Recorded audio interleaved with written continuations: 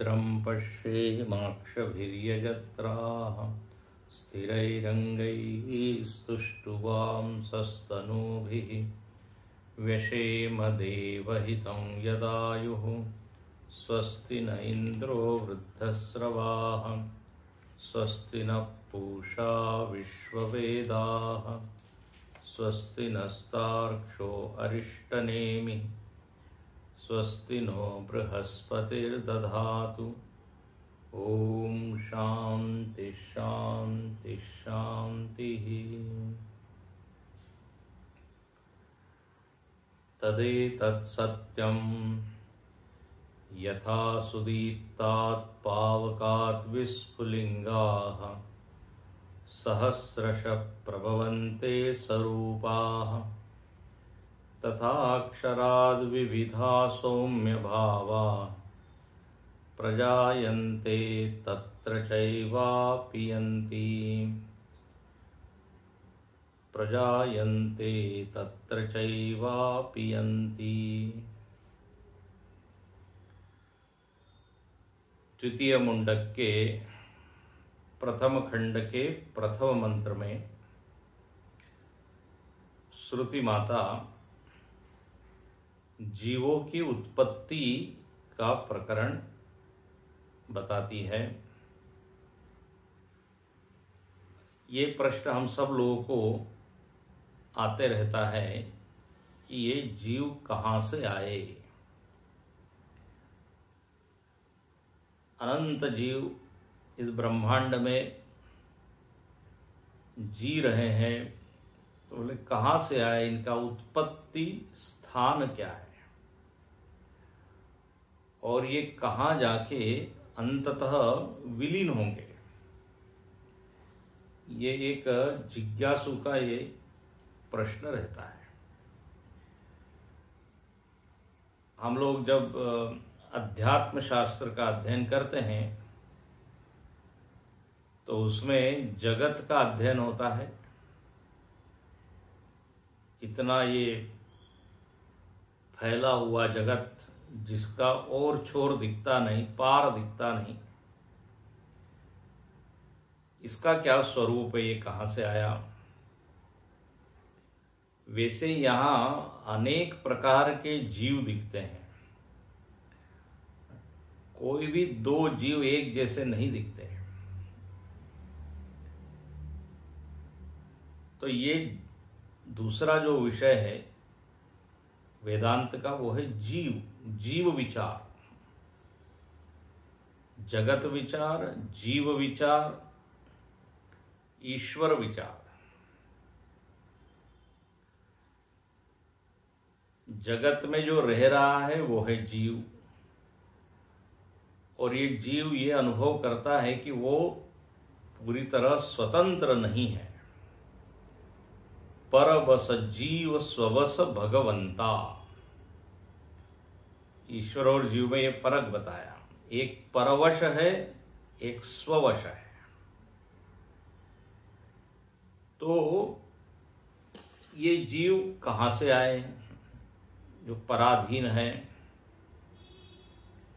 और कहाँ पर ये चले जाएंगे। जो ये चिंतक लोग होते हैं उनमें ये विचार आते हैं। प्राय सामान्य जीवों में ये विचार नहीं आता उत्पत्ति और लय का। ये जरूर विचार आता है कि हमारी समस्याओं का समाधान क्या है।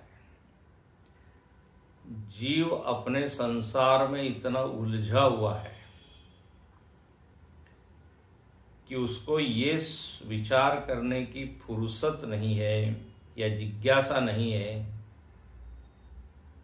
कि हम कहाँ से आए और कहाँ जाएंगे। आने और जाने के बीच का जो समय है वो समय कैसे अच्छा जाए, इसी को लेकर वो जीता रहता है। दुखों की निवृत्ति और आनंद की प्राप्ति के लिए जीव का जीवन चलते रहता है। लेकिन जो लोग विरक्त होते हैं वही ये बात सोचते हैं या उनकी इच्छा होती है सोचने की कि आखिर हमारा मूल क्या है, हम आए हैं, फिर क्यों आए हैं, फिर हमको ही दुख क्यों है, दूसरे को क्यों नहीं है। तमाम तरह के प्रश्न आते हैं। अचानक इतने सारे जीव मर जाते हैं, हजारों की संख्या में। फिर प्रश्न आता है कि ये जीव गरीब क्यों है, दुखी क्यों है, क्या भगवान को दिखता नहीं है क्या? ऐसे मालूम नहीं, जीव से संबंधित अनंत प्रश्न है। हालांकि यहां पर उनकी चर्चा नहीं है, यहां तो चर्चा इस बात की है कि प्रभवन्ते, बोले ये सब उत्पन्न होते हैं, प्रकट होते हैं। बोले कहां से होते हैं ये बताइए। तो कहते हैं अक्षरात, अक्षर से ये सारे जीव आते हैं। मतलब ये जीव किसी जड़ वस्तु का प्रोडक्ट नहीं है, महाभूतों से नहीं आए, प्रकृति से नहीं, द्रव्य से नहीं, अक्षर तत्व से आए। श्रुतियां बता रही है, उसका एक प्रयोजन है, वो देखेंगे हम आगे। तो एक अक्षर तत्व से, उसी को आप ईश्वर कह देते हैं, उससे ये सारे जीव उत्पन्न हुए। और तत्र च एवा अपयंती, तत्र एव, प्रलय में भी, प्रलय में ये जाएंगे भी वहीं पर, अक्षर में ही विलीन होंगे। तो उत्पत्ति स्थान, लय स्थान एक ही है। और भाष्यकार कहते हैं वही अक्षर इस जगत का सार भी है। अब इस बात को समझाने के लिए श्रुति ने उदाहरण दिया। उदाहरण है अग्नि का। जैसे अग्नि प्रज्वलित है, विशाल अग्नि, बड़ी अग्नि, वो हो गई ईश्वर स्थानीय। और जो चिंगारियां हैं वो हो गई जीव स्थानीय। यहां पे भावाह शब्द आया है मंत्र में, तो भावा का अर्थ करते हैं जीवाहा, भाष्यकार कहते हैं। तथाक्षराद विविधा सौम्य भावाह। भाव का मतलब होता है सत्ता, अस्तित्व। जैसे अग्नि में दाहकत्व है, वैसे ही चिंगारी में भी दाहकत्व है। तो वैसे ही अक्षर तत्व यदि अस्तित्व रूप है, सत रूप है, चित रूप है, तो जीव भी कैसा है? सच्चित रूप है, आनंद रूप है। क्योंकि जैसा कारण होता है ना, वैसा ही कार्य होता है। कारण के लक्षण कार्य में घटित होते हैं। तो यहां उदाहरण है अग्नि का और चिंगारी का। कल हमने संकेत किया था कि यहां पर ये जो उदाहरण है ये सोपाधिक अग्नि का है। ध्यान से सुनिए, सोपाधिक अग्नि या सविशेष अग्नि, ऐसी अग्नि जिसके साथ उपाधि जुड़ी हुई है। तो जो बड़ी लकड़ी है जिसमें आग लगी हुई है, तो वो आग कैसी है? काष्ठ उपहित अग्नि है। अग्नि के दो रूप होते हैं, एक होता है सोपाधिक अग्नि और एक है निरुपाधिक अग्नि, या इसी को बोल देते हैं सविशेष अग्नि और निर्विशेष अग्नि।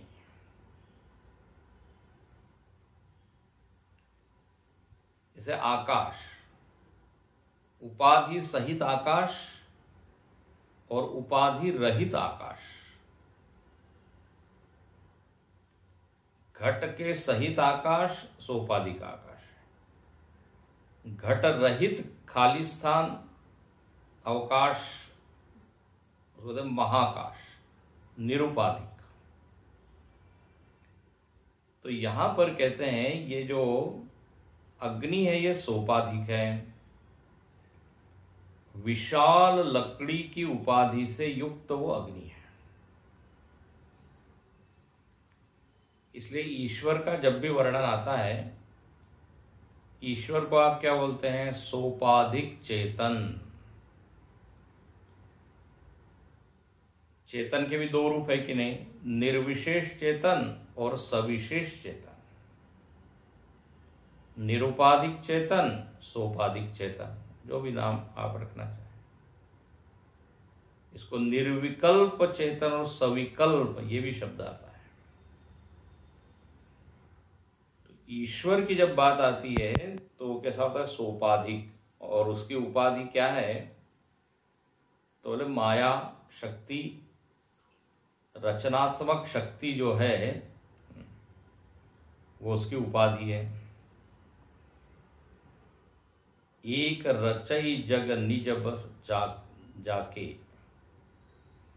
एक रचई, हाँ, जो रचना करती है।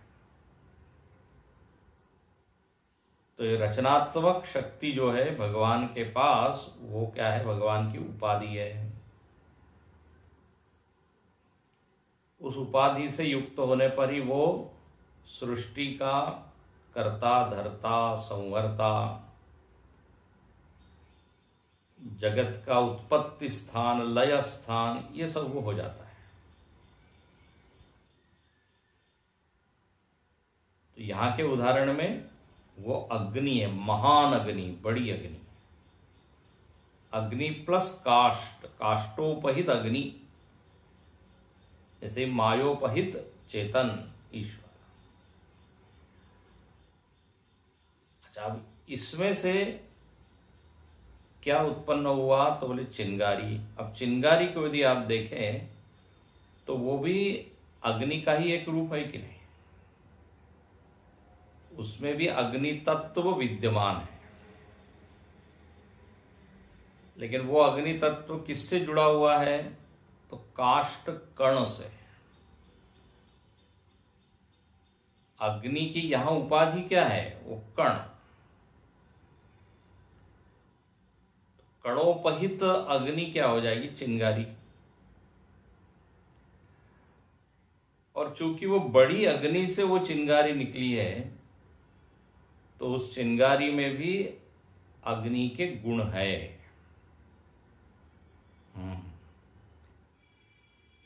लेकिन बिल्कुल जस के तस नहीं है, दोनों में भेद है। चिंगारी को आप स्पर्श करेंगे तो थोड़े से आपको जलन होगी, पूरा शरीर ही नहीं जलेगा, लेकिन दाहकता का अनुभव होगा, थोड़ा सा आपकी चमड़ी जल सकती है। लेकिन महान अग्नि में तो भस्मीभूत हो जाएंगे। तो प्रभाव भेद है। बिल्कुल दोनों एक जैसे नहीं है। जैसे बिंदु और सिंधु कहते हैं ना, बिंदु और सिंधु, दोनों को टच करेंगे तो गीलेपन का तो अनुभव होगा। चाहे आप एक पानी की बूंद को स्पर्श करें या समुद्र को, लेकिन दोनों में प्रभाव भेद है। समुद्र में व्यक्ति डूब सकता है, पानी की बूंद में डूब नहीं सकता। हालांकि हिंदी में एक कहावत है ना, चुल्लू भर पानी में डूब मरो। जब व्यक्ति गलत काम करता है, अपराध करता है, बोले डूब मरो, कहाँ, चुल्लू भर पानी में, जरा से पानी में, हालांकि वो हो नहीं सकता, तो उसके लिए समुद्र चाहिए। तो ईश्वर और जीव में इस तरह का भेद है, दोनों में एक जैसा प्रभाव नहीं है। ईश्वर का प्रभाव और जीव का प्रभाव बताइए। ईश्वर तो कहाँ सर्वकर्ता, सर्व ज्ञाता, हम लोग तो अल्प करता है, अल्प जानने वाले हैं, अल्प शक्ति वाले हैं। तो चिंगारी और अग्नि में भेद है, लेकिन यह अद्भुत बात यह है कि दोनों में अग्नि है, ये यहां पे मुख्य बात है। दोनों ही सोपाधिक अग्नि है, एक की उपाधि बड़ी है, एक की उपाधि छोटी है। जैसे ईश्वर और जीव में कहा जाता है, ईश्वर की उपाधि शुद्ध सत्व प्रधान माया, ये ईश्वर की उपाधि है। और ये जीव महाराज क्या है, बोले मलिन सत्व प्रधान। सत्व तो है लेकिन वो मैला हो गया है, एडल्टरेटेड है, मिक्सचर है, रजोगुण तमोगुण के कारण उसको कहते मलिन सत्व प्रधान। तो इस ढंग से दो उपाधियां बताई जाती है। या बताई जाती है कि ईश्वर की उपाधि माया और जीव की अविद्या, अविद्याग्रस्त है ये। अविद्यायाम अंतरे हमने देखा था ना। तो अविद्याग्रस्त होने के कारण वो न स्वयं को जानता है, न ईश्वर को जानता है, परेशान रहता है, सुखी दुखी होते रहता है। ये जीव की कहानी है। तो चिंगारी स्थानीय क्या हो गया, जीव। अच्छा, सहस्रशः प्रभवन्ते। जीव और ईश्वर में एक फर्क है कि जीव अनेक है, अनंत है, ईश्वर तो एक है। सहस्रशः अनेक प्रकार है जीवों के, अनेकशः भाष्यकार लिखते हैं। तो इस तरह ये ईश्वर और जीव की यहां, जीव का यहां संबंध बताया। अब यहां पे एक बात विचार करने की है कि ये जो चिंगारी है, ये जब बूझ जाती है तो कहां जाती है।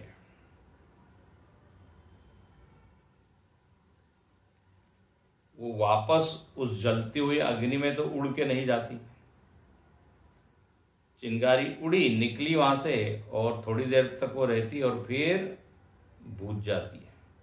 वो जायमान है और लीयमान है। जन्म होता है, उसका लीन हो जाता है। तो वो कहां जाती है, यहां तो लिखते तत्रच्च एव अपीयन्ति, उसी अग्नि में लीन हो जाती है। तो वो जो बड़ी अग्नि है उसमें तो लीन होगी नहीं। आज तक ऐसा तो देखा नहीं। निकलती हुई चिंगारी को तो देखा, लेकिन वापस उड़ के उसमें जा रही ये नहीं देख। तो वो अग्नि बुझ गई तो कहां गई वो अग्नि। ऐसे ही जो महान अग्नि जो जल रही थी, देखिए वो भी थोड़ी देर के बाद बुझ जाती है। तो गुरुदेव ने, कल हमने बताया था आपको, गुरुदेव ने इसका अर्थ क्या किया कि ये दोनों सोपाधिक अग्नियां हैं और वो निरुपाधिक निर्विशेष अग्नि में विलीन हो जाते हैं। मतलब ईश्वर अपनी माया को हटा दे, उपाधि को हटा दे, तो वो क्या बचेगा, शुद्ध चैतन्य, वो निर्विशेष है। ऐसे ही जीव अपने स्वरूप का ध्यान करें तो वो भी निर्विशेष चैतन्य, निरुपाधिक चैतन्य का अनुभव करेगा। तो तो लीन कहां पर हो रही है ये अग्नियां? निर्विशेष अग्नि में। ऐसे यहां निर्विशेष चेतन, उसी को ब्रह्म कहते हैं, उस ब्रह्म में क्या हो जाते हैं? लीन हो जाते हैं। मतलब जीव को क्या करना है? अपने निर्विशेष रूप में स्थित होना है। यही साक्षात्कार है, यही आत्मज्ञान है।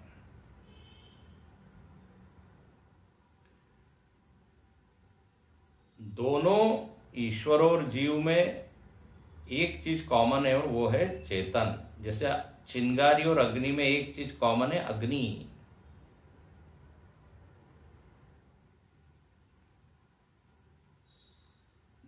भाष्यकार ने जो उदाहरण दिया वो घटाकाश और महाकाश का दिया। वहां भी बताना यही है कि दोनों अंततः आकाश ही है। अनंत प्रकार के घटाकाश है, अनंत घट है और उसमें आकाश है। घटाकाश यदि अपना ध्यान करे कि मैं कौन हूं, तो उसको क्या ज्ञान होगा? कि मैं तो सर्वव्यापक आकाश हूं।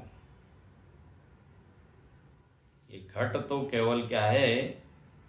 टेम्पररी है, ये उपाधि है।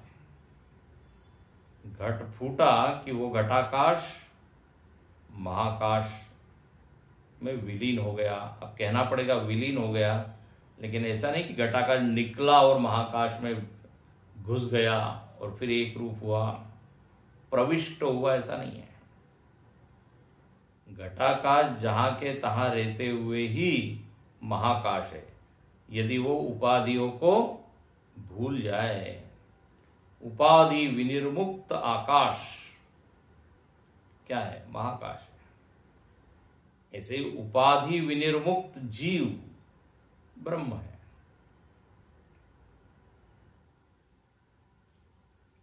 तो इस तरह यहां पर यह बताया कि मूलतः जीव अक्षर ही है।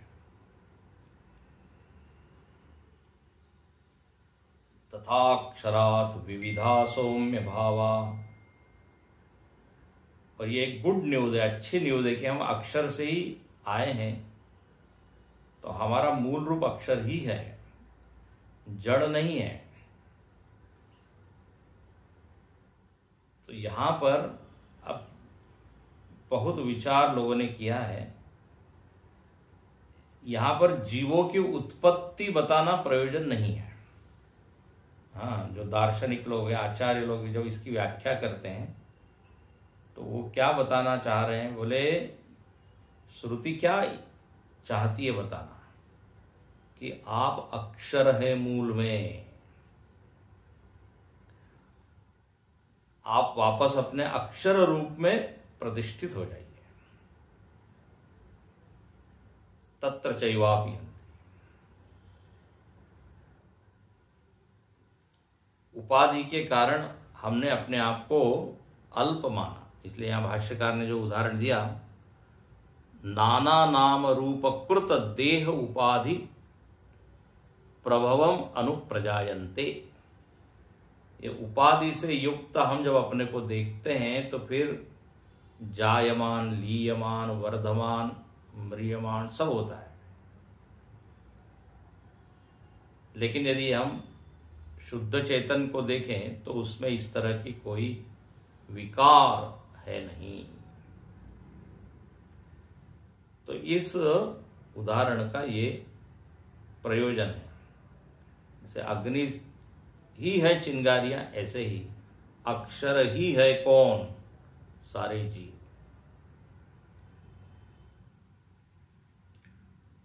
उपाधियों से युक्त जब हम देखते हैं अपने आप को तो उस ईश्वर का अंश मानते हैं अपने आप।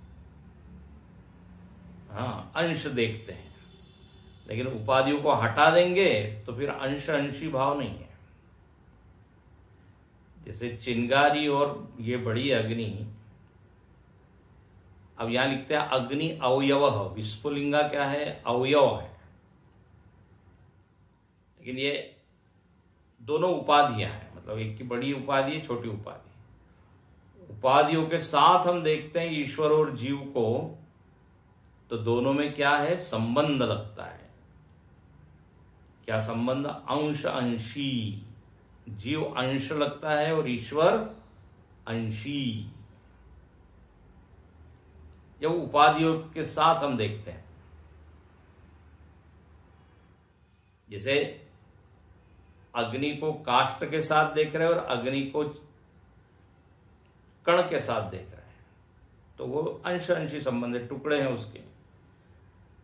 लेकिन यदि शुद्ध अग्नि को देखा जाए, निर्विशेष अग्नि को, तो उसमें कोई संबंध नहीं बनता। तो चैतन्य को देखा जाए तो उसमें कोई संबंध नहीं है कि ईश्वर बड़ा चेतन है और जीव छोटा चेतन है। चैतन चैतन्य होता है। इसलिए अब आगे आप पढ़ेंगे और पीछे भी आपने पढ़ा होगा कि उपाधि के दृष्टि से द्वैत है, भेद है ईश्वर और जीव में। ये खूब पढ़ा आता है।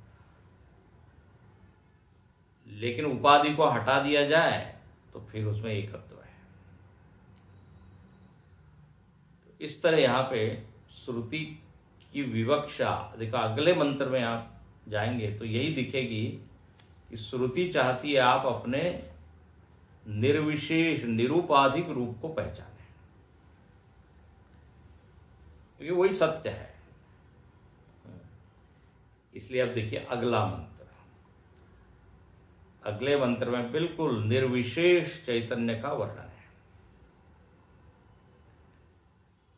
दिव्योऽयमूर्त पुरुषः सवायाभ्यन्तरो यजः अप्राणोऽयमनाशुभ्रः यक्षरात् परतः परः। दिव्योऽयमूर्त पुरुषः सवायाभ्यन्तरो यजः अप्राणोऽयमनाशुभ्रः यक्षरात् परतः परः। अब यहां पर ये मंत्र बहुत ही प्रसिद्ध है और कहते हैं ये ध्यान के लिए बड़ा अच्छा मंत्र है। शब्दानुविद्ध समाधि करने के लिए बड़ा अच्छा मंत्र है। बोले ये क्या शब्द है? शब्दानुविद्ध समाधि। शब्द के द्वारा अपने स्वरूप का ध्यान करना, उसको कहते हैं शब्दानुविद्ध समाधि। शब्द का सहारा लेकर, शब्द का आलंबन लेकर अपने स्वरूप की याद करना, अपनी ओर वृत्ति को मोड़ देना। देखिए, व्यक्ति को आधार चाहिए, आलंबन चाहिए। जैसे आप लोग ध्यान के कोई स्तोत्र होते हैं ना, वो सुनते हैं, मनोबुद्धि अहंकार चित्तानिनाहम, जो निर्वाण षटकम है। तो उसको जब हम सुनते हैं तो याद किसकी आती है, या याद आनी किसकी चाहिए? अपने स्वरूप की। अहम अहम, अहम कैसा है? शिवोहम। वो अहम कैसा है? चित रूप है, आनंद रूप है। और वो कैसा नहीं है? तो मन इत्यादि नहीं है। तो वो शब्द है। उन शब्दों को सुन के हम अपने स्वरूप को स्मरण कर सकते हैं। ऐसे ही यहां पर भी इस मंत्र की मदद से हम अपना ध्यान कर सकते हैं, आत्म ध्यान। दिव्यो ही अमूर्तः पुरुषः सबाह्य अभ्यंतर ही अजः अप्राणो ही अमनः शुभ्र अक्षरात् परतः पर। अब यहां भाष्यकार पहले एकदम पहले शब्द की व्याख्या नहीं करते, तो हम भी मंत्र को नहीं देखते, पहले भाष्य में दो पंक्तियां क्या लिखी है वो बताते हैं। और भाष्यकार इन दो पंक्तियों में, प्रथम दो पंक्तियों में ये बताते हैं कि ये जो मंत्र प्रवृत्त हुआ है, ये दो बातों को लेकर प्रवृत्त हुआ है। इस मंत्र को बताने की विवक्षा क्या है, इसमें मंत्र क्या बताना चाहता है। तो एक तो ये बताना चाहता है कि ब्रह्म निरुपाधिक है, निर्विशेष है। और दूसरा ये बताना चाहता है कि इसमें किन किन चीजों का निषेध है, ब्रह्म में क्या क्या नहीं है। ये जो वाक्य आप सुनते हैं, नेति नेति, ब्रह्म ऐसा नहीं, ऐसा नहीं, ऐसा नहीं, तो क्या क्या नहीं है वो, किस चीज का निषेध करना चाहिए उसको समझने के लिए, तो वो भी इस मंत्र में बताया है। जैसे उसमें प्राण नहीं है, मन नहीं है ना। तो दो चीज हो गई, निरुपाधिक है चेतन, और उसमें किन चीजों का संश्लेष नहीं है, स्पर्श नहीं है, किन चीजों से वो परे है। ये तो देखिए भाष्यकार लिखते हैं, नाम रूप बीज भूता। अब देखिए पहले भाष्यकार इस मंत्र का जो अंतिम टुकड़ा है ना उसको लेते हैं, अक्षरात् परतः परः। वो अक्षर तत्व कैसा है, निरुपाधिक चैतन्य, वो कैसा है, तो बोले अक्षर से भी परे है वो। बोले अक्षर से भी परे अक्षर है, ये क्या अर्थ हुआ, मतलब दो अक्षर हो गए, अक्षरात् परतः परः। ध्यान से सुनिए जरा, एकाग्रता से। श्रुति माता क्या कह रही है कि वो जो अक्षर तत्व है वो अक्षर से भी परे है। अरे तो फिर जो परे हैं उसको आप अक्षर बता रहे हैं, और जिससे परे हैं उसको भी अक्षर बता रहे हैं। अक्षरात् मतलब अक्षर से, परतः परः अक्षर से परे अक्षर है। तो क्या दो अक्षर है ये? तो आप तो बार बार कहते हैं अक्षर तो एक है, एकाक्षर ब्रह्म। हाँ, एकाक्षर। तो अक्षर से परे वो है, उसका क्या अर्थ है, तो वही यहां पर भाष्यकार प्रथम दो पंक्ति में बताते हैं। ध्यान से इसको सुनिए। कहते हैं नाम रूप बीज भूतात। जगत में नाम और रूप है, ठीक है, और इस नाम रूप का जो बीज है वो क्या है, तो उसको बोलते हैं अव्याकृत। अव्याकृत मतलब अव्यक्त, इसी को बोलते हैं प्रकृति, इसी को बोलते हैं माया।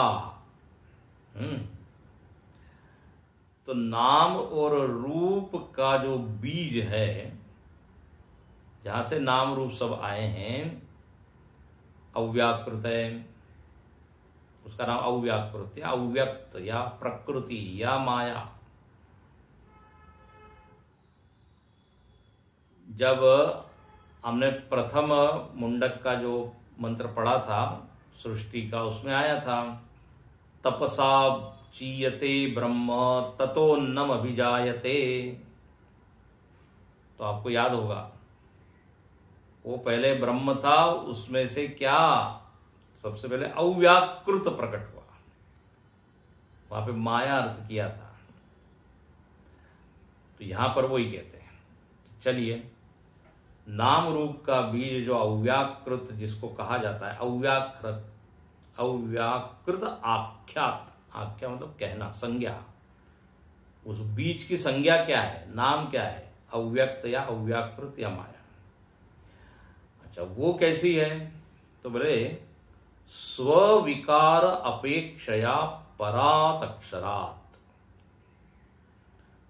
अब ये माया में विकार आया, ठीक है, तो इसमें से नाम रूप सब प्रकट हुए हैं। अब नाम रूप इत्यादि तो क्या है, व्यक्त है, सब दिखने लगे। तो ये माया का जो विकार है वो प्रकट है, सब स्थूल है, दिख रहा है।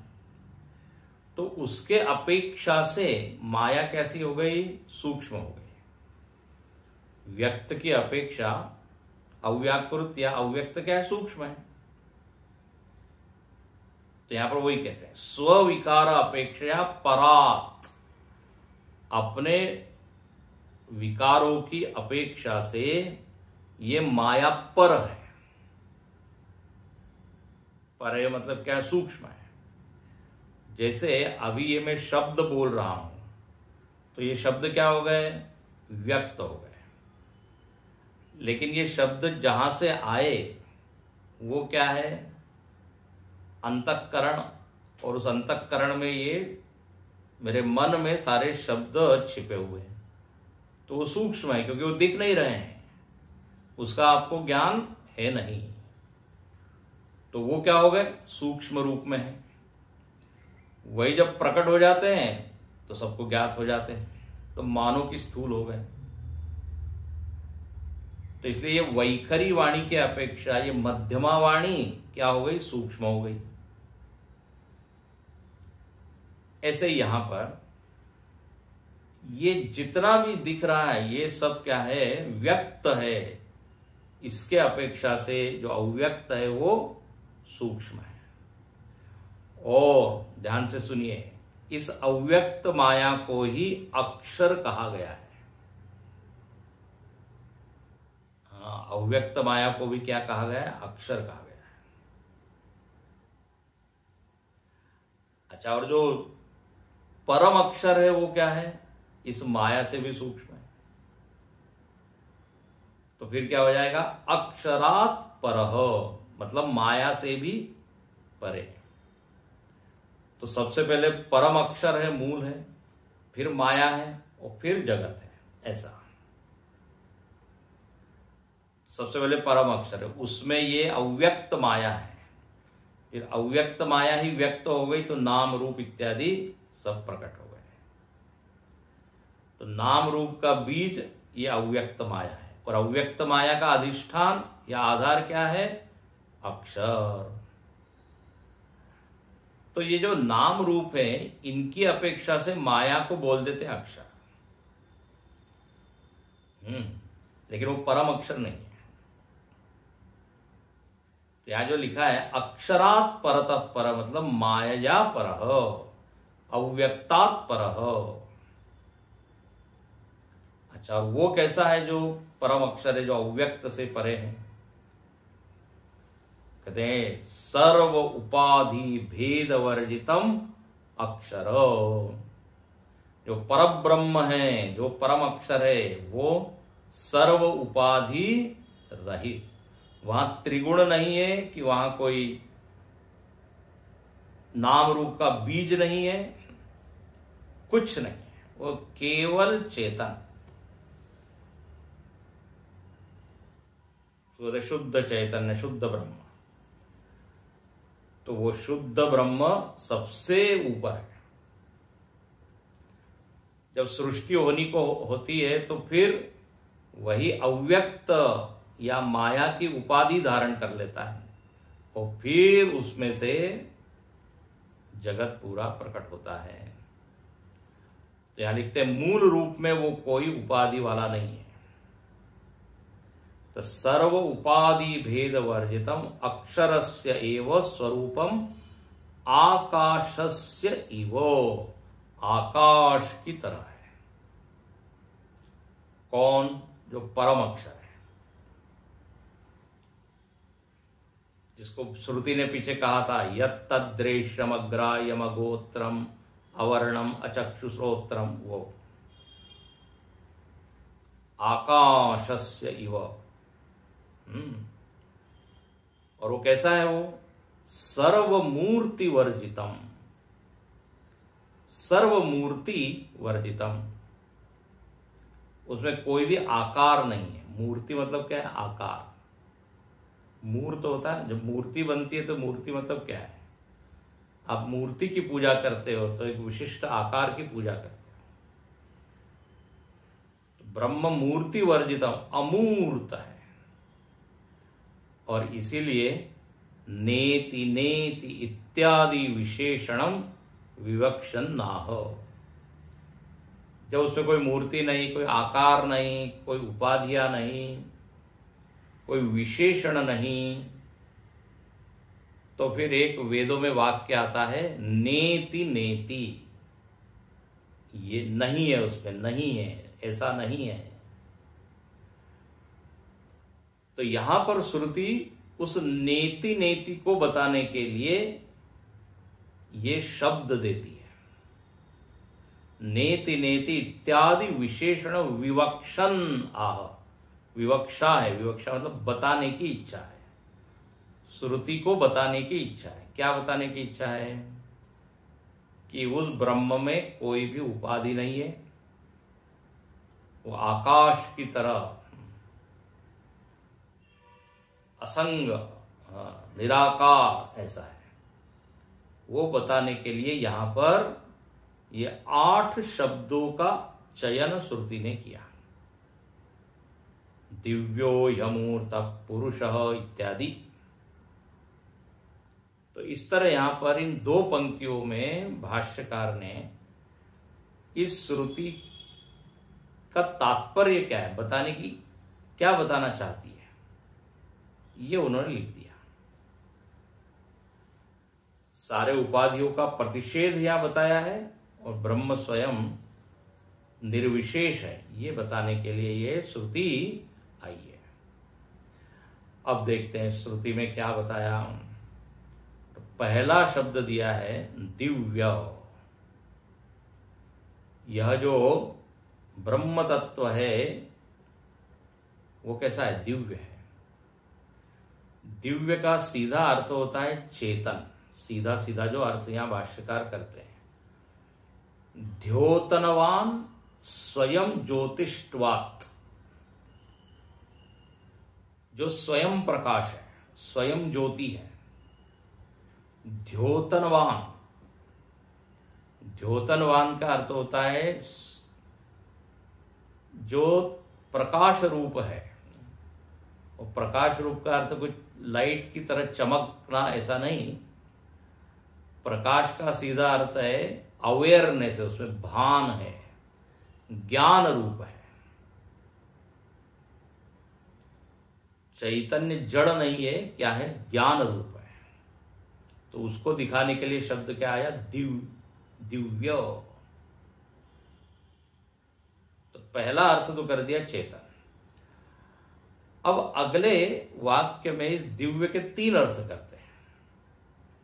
मुख्य अर्थ तो चेतन ही है, लेकिन ये दिव्य शब्द समाज में अलग अलग अर्थों में प्रयोग किया जाता है, तो भाष्यकार वो भी बता देते हैं। तो यहां 3 अर्थ किए हैं दिव्य के। पहला अर्थ क्या? दिवी। दिवी का मतलब होता है ध्युलोक। उच्च लोगों के लिए, लोकों के लिए ये शब्द का प्रयोग होता है। ध्युलोक, दिव्यलोक बोलते हैं ना, दिव्य धाम। गोलोक इत्यादि को क्या बोलते हैं? दिव्य धाम। जो सामान्य यहां के लोक की तरह नहीं है, मर्त्य लोक से वो भिन्न है। दिवि देवेषु वा पुनः, गीता में भी शब्द आता है। तो जो क्या है? ध्युलोक वाला है। तो दिवी का अर्थ हुआ एक ये। दूसरा अर्थ हुआ स्वात्मनि, ये है सही है। स्वात्मनि मतलब आत्मा। दिव्य क्या चीज है? दिव्य का अर्थ अब पहले बताया हमने चैतन्य। ये चैतन्य कहां जाकर घटता है? तो ये चैतन्य आत्मा में ही जाके घटता है, क्योंकि आत्मा के अलावा चेतन, शरीर को तो चेतन नहीं बोल सकते। तो दिव्य मतलब चैतन्य और वो आत्म तत्व है। तो दिव्य शब्द से क्या अर्थ हुआ? आत्म चैतन्य, ऐसा कर लीजिए, जो चेतन है और जो आत्मा है। तो आत्मनि। तीसरा किस अर्थ में है? तो कहते हैं अलौकिको वा। दिव्य शब्द का अर्थ एक होता है अलौकिक, जो लौकिक नहीं है। हाँ, लौकिक नहीं मतलब इस लोक से थोड़ा अलग है। देखिए, जब कोई व्यक्ति बड़ा सद्गुण संपन्न होता है, महापुरुष होता है, तो उसके लिए क्या शब्द बोलते हैं? ये दिव्य पुरुष है। मतलब ये सामान्य व्यक्ति की तरह इसका जीवन नहीं है। सामान्य व्यक्ति ऐसा सुखी दुखी हो रहा है, कर्ता भोगता है, एक सामान्य जीवन जीता है, वैसा नहीं है। ये दिव्य जीवन है इसका। अलौकिक, लौकिक नहीं है, इस लोक से संबंधित नहीं है। लगता है वो किसी और लोक से आया है, लोग बोलते हैं ना। तो अलौकिक, दिव्य। अब भगवान जब अवतार लेते हैं तो भगवान का भी सब क्या है? दिव्य है, लौकिक तो है नहीं। जन्म कर्म च में दिव्यम, स्वयं भगवान कहते हैं कि सामान्य व्यक्ति का जैसा जन्म होता है वैसा मेरा नहीं है। सामान्य लोग जैसे कर्म करते हैं वैसे मेरे कर्म नहीं है। तो दिव्य का ये अर्थ हुआ। लेकिन यहां पर जो अर्थ हमको लेना है वो है आत्म चैतन्य। तो दिव्यो ही अमूर्तः। अब ये जो चेतन है, मतलब ये अपना ही सब वर्णन हो रहा है। ये कैसा है? ही मतलब निश्चित ही कैसा है? अमूर्त है। चेतन की कोई मूर्ति नहीं होती। Consciousness doesn't have any form. तो तुरंत यहां लिख दिया अमूर्तः, यस्माद अमूर्तः। ही शब्द का अर्थ क्या? यस्माद। चूंकि वो चेतन है इसलिए वो कैसा है? अमूर्त है। अब श्रुति ने तो शब्द दिया अमूर्त, भाष्यकार उसमें सर्व शब्द और डाल देते हैं। सर्वमूर्ति वर्जिता,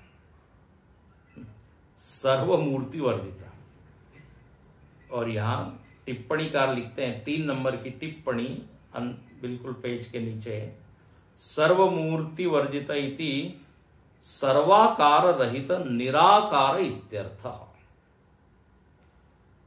तो अमूर्त शब्द का अर्थ क्या? सर्वमूर्ति रहित। और सर्वमूर्ति रहित मतलब किसी भी तरह का आकार उस चैतन्य में नहीं है। लोग पूछते वो आकार, चैतन्य गोल आकार का है कि स्क्वायर है कि रेक्टेंगल है कि ट्रायंगल है? बोले कोई भी उसमें आकार नहीं है। नाइदर आकार नार रंग, हाँ, वर्ण भी नहीं है और फॉर्म भी नहीं, आकार भी नहीं है। क्योंकि जब एक मूर्ति होती है तो मूर्ति में रंग होता है, आकार होता है, बड़ी मूर्ति, छोटी मूर्ति। लेकिन अपने आत्म स्वरूप को देखा जाए, यदि आंख बंद करके हम देखें कि ये जो जीवन तत्व है, लाइफ फोर्स, इसका क्या क्या मूर्ति है? इसकी कोई मूर्ति दिखाई नहीं देगी। तो दिव्यो ही अमूर्तः। अगला शब्द पुरुषः। पुरुष शब्द का अर्थ करते हैं भाष्यकार हमेशा, पीछे भी आपको बताया, 2 अर्थ करते हैं। पुरुष मतलब जो पूर्ण है और पुरी में शयन कर रहा है। अभी अभी हमने पीछे देखा था अर्थ। पूर्ण का अर्थ है कि जो जिससे सब चीज भरी हुई है। पूर्णम अनेन इति पूर्ण। जो ये बोलते हैं कण कण में उसकी सत्ता है, हाँ, तो वो पूर्ण है। जैसे मृणमय घट है, तो घट में आप कहीं भी स्पर्श करें मिट्टी ही मिट्टी है। मृणमय, मिट्टी से भरा हुआ घट है। तद्वत वैसे ही जगत किससे भरा हुआ है? बोले इस पुरुष तत्व से, अक्षर तत्व से, इसलिए उसका नाम है पूर्ण। पुरी शयो वाम, पुरी शयो का मतलब इस पुरी में वो शयन कर रहा है, इस पुरी में ही जो उपस्थित है और इस पुरी को जीवन दे रहा है। नवद्वार रूपी ये जो पुरी है नगरी, उसको ये सजीव बनाया हुआ है। आंखों को, इंद्रियों को, मन को, बुद्धि को जिसने क्या दिया हुआ है, अपना तेज दिया है, अपनी चैतन्यता दी है। पुरी शयोगा, इस तरह यहां पर दिव्यो यमूर्त पुरुष, 3 शब्दों की व्याख्या हो गई। जो आत्मा है, जो चेतन है, जो पूर्ण है। अच्छा, अब अगले मंत्र की व्याख्या कल करेंगे। सवायाभ्यंतरो ही अजह, अंदर बाहर सब दूर जो व्याप्त है। अब इसका क्या अर्थ है? बहुत गहरा शब्द है, बहुत ही गंभीर शब्द है ये। सबायाभ्यंतर, ये छोटा मोटा इसका अर्थ नहीं है। कल देखेंगे इसको।